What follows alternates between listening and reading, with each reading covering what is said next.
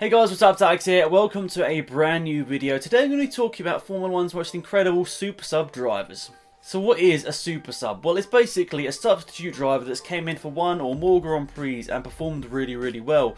Just an example of a substitute driver from the 2017 season when Felipe Massa fell ill on the eve of the Hungarian Grand Prix. Paul di Resta, their reserve and test driver at the time, came in and sort of filled in for Massa for that one weekend only. He didn't race the sort of the weekends afterwards. He only did that one race weekend. Now, some people on this list did just that one Grand Prix as a replacement. Some of them went on to sort of further their careers in some substantial ways, but we'll go through this list now and I'll talk through the ins and out of each driver, and I think it's, a pretty interesting list. So of course, if I missed any, leave them in the comment section down below. But anyway, let's get into this list with the first of 5 super sub drivers. So let's start off with the first person on my list, and that is Marcus Vinkle. He came in to replace Christian Albers for the 2007 European Grand Prix for the Spiker team. Now, the Spiker team had only been in Formula 1 for about half a season at this point. They hadn't really done much. I think they only went on to score 1 or 2 points that season. They were all on Adrian Suttel's side of the garage, so no one really expected much when Marcus Vinkle came in to replace Albers for this one race, the European Grand Prix, which was held at the Nürburgring this year. But yeah, this sort of story turned into something really spectacular, and it's sort of gone down in a bit of F1 folklore over the last couple of years, because what happened on this race weekend for Marcus Vinkle was just absolutely spectacular. So the race was about to start to set the scene, and Marcus Vinkle, as well as the rest of the grid, go out on the formation lap on the dry tyres. Now, it was starting to rain, or it looked like it was about to rain, and it's one of those sort of races where you look up at the sky and it's sort of telling you slightly something different to what's on the tarmac right now. So it was dry as they go out on the formation lap, but they were starting to get a bit of drizzle by the end of the formation lap, and only one person came in the pits to put on some wet weather tyres, and that was Marcus Vinkle. He put on some tyres, went out, obviously started at the end of the pit lane. As everyone else went off, of course, he was losing time at the start, the first couple of corners where it wasn't particularly wet, and then an absolute downpour came down. And Marcus Vinkle, after everyone else is going slowly on dry tyres in wet conditions, Marcus Vinkle ends up leading the race in a Spiker. Just absolutely no words. So as I said, Marcus Vinkle was the brave person to come in and change to some sort of wet compound tyres whilst everyone else was out there on dries. It didn't pay off obviously in the first couple of corners, but after a couple of laps it really did. The rain just kept coming down more and more. And you can go on YouTube here, it's an infamous race. There were so many people crashing at turn 1. They were just aquaplaning straight off the track. And Marcus Vinkle, by lap 4, was leading this race by 33 seconds. Absolutely incredible. Of course, everyone else came into the pits, but the fact he started on those tyres already meant that he gained so much time on everyone and pulled out that massive lead. But still, an absolutely amazing tactical decision there from Spiker. They had nothing to lose, and they went out there, did a ballsy move, and got themselves into the lead before the race was stopped. So Marcus Vinkle was on pole position for the restart of this race. I think it was a rolling restart. And they decided to put him on the sort of counter strategy once again to what everyone else was doing. So they thought they'd be a bit ballsy once again and put him on the set of tyres which no one else was. I think they sent him out on the wet tyres once again whilst everyone else was on the dries. It didn't work out for him. By the time they'd restarted, the track was much drier, if I remember correctly. So unfortunately for Vinkle, he didn't really manage to keep that spectacular first position for long, but he did lead a Formula 1 race. Marcus Vinkle led in his only Formula 1 race.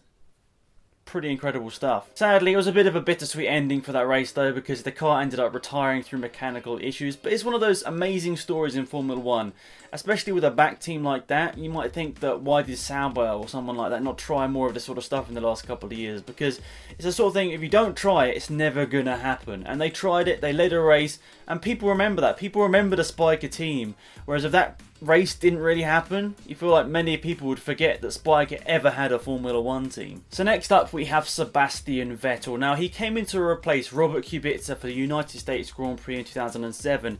If you guys remember correctly, in the 2007 Canadian Grand Prix, the previous Grand Prix, Robert Kubica had one of the biggest crashes that Formula 1 has seen in the last 15 years. And you can actually see his feet at the end of the cockpit, which is really scary. I mean, what could have gone on there if the car was a little bit weaker in certain areas is not nice to think about. But sadly, Kubica wasn't able to race the next race, and a little known Sebastian Vettel, who was a Red Bull Junior driver at the time, stepped in for United States Grand Prix Indianapolis and didn't do too shabby whatsoever. So in this first race for the BMW Sauber team, Vettel, who was very young at the time, I remember correctly, he was like 19, 20 years old. He was very young, going into one of the best teams on the grid at the time.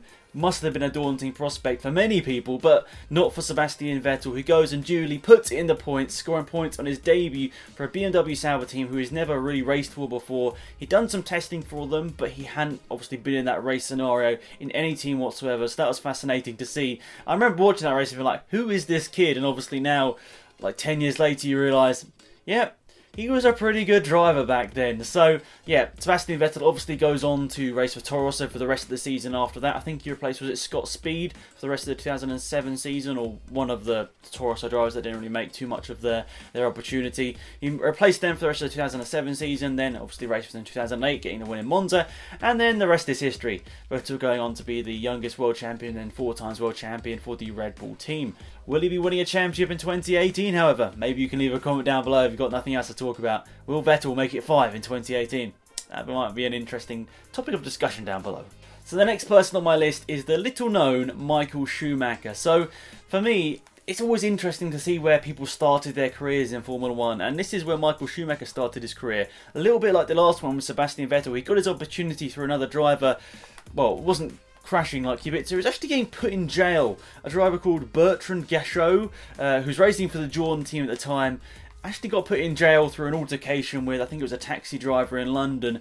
And, well, they needed a driver, so they hunted around, found the best driver they could, which was Michael Schumacher. He put in a very good qualifying performance, but unfortunately for him, the race did not go his way. Unfortunately, the car pretty much broke in the first lap, which is gutting, isn't it? Obviously, when you have all this hype up for a weekend and your car breaks in the first lap. Doesn't really happen much nowadays, but back then, obviously, when cars were less reliable, it's the way it was. So yeah, Michael Schumacher didn't get the best result in his first race at Spa, but he caught the eye of the then Benetton team owner, Briatore, and Briatore signed him up to Benetton, even though he was under contract with Jordan at the time. It's a confusing one, but basically Briatore got him at the Benetton team, and then you can say, the rest is history. Going on to win 2 championships with the Benetton team, then 5 championships with the Ferrari team. Michael Schumacher, the most successful driver in Formula 1, and it all started through getting a drive after someone got put in jail for an altercation in London. So it's weird how some people get their entry into Formula 1. Who knows, if that had never happened, would Michael Schumacher have been where he was? I mean, probably. He probably would have got the similar opportunities, but maybe he might not have been able to get into Formula 1 as early, and maybe someone else would have won a world championship. Who knows, but that's F1 history. It can't be changed now, but always interesting to know. Michael Schumacher got his F1 debut through a driver getting put in jail. A little bit amusing, I suppose you'd say. So we've talked about him earlier in this video through someone replacing him, but this is Robert Kubica at the next person on our list. He actually replaced Jacques Villeneuve in the midway through the 2006 season. That was because Villeneuve got injured in the German Grand Prix that year, and actually ended up being his last Grand Prix in Formula 1 Villeneuve, because Kubica impressed so much they kept him on for the rest of the season, and obviously 07, 08, battling for championships in 08 as well. So I think he proved his worth, Kubica, in Formula 1, but he got his break because Jacques Villeneuve, obviously a world champion in 1997, had an injury, couldn't get back into the BMW Sauber seat, which he hadn't been very competitive in any way, but he got that opportunity. Robert Kubica got a podium in his 3rd race with the team, and I think at that point it sort of proved to everyone in the team this kid has got what it takes to sort of progress the team, and of course it did. Of course, BMW Sauber didn't last too much longer. I think they got out in 2009, didn't they? Or they properly got out in 2009. I think they still sort of helped Sauber in 2010, but it's one of those things. Kubica, they sort of took a bit of a gamble on him, obviously replacing a driver with Villeneuve, which does have that prestige, even though he wasn't particularly performing at the time.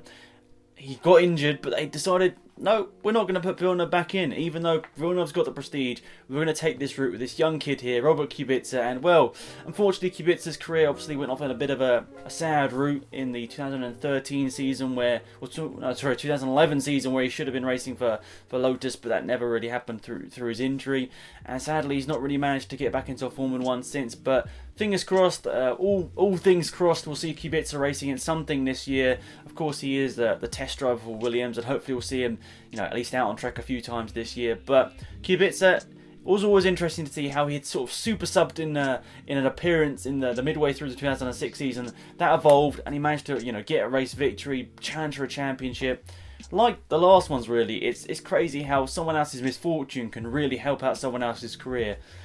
Is it meant to be? So the last person on my list is a driver by the name of Ricard Zunino. Now you know I'm having to look at this to make sure I get it right. But basically he went to the Canadian Grand Prix in 1979 as a spectator, and he didn't obviously expect to be racing that weekend. But surprisingly, in practice, Niki Lauda threw in the towel, and Zunino went actually to race on in place of Lauda in that Grand Prix after Bernie Ecclestone sort of hunted around the paddock, tried his best to find a driver, and Zunino was the one he came up with. And even though it wasn't the most spectacular race for him, obviously qualifying quite far down, where did he qualify? He qualified down in 19th position, obviously not that spectacular, but he went on to have a pretty interesting race, getting his way all the way up to 7th place, which at the time was only one place outside the points. So from 19th to 7th in his debut race, in a car I'd probably never really driven that much before.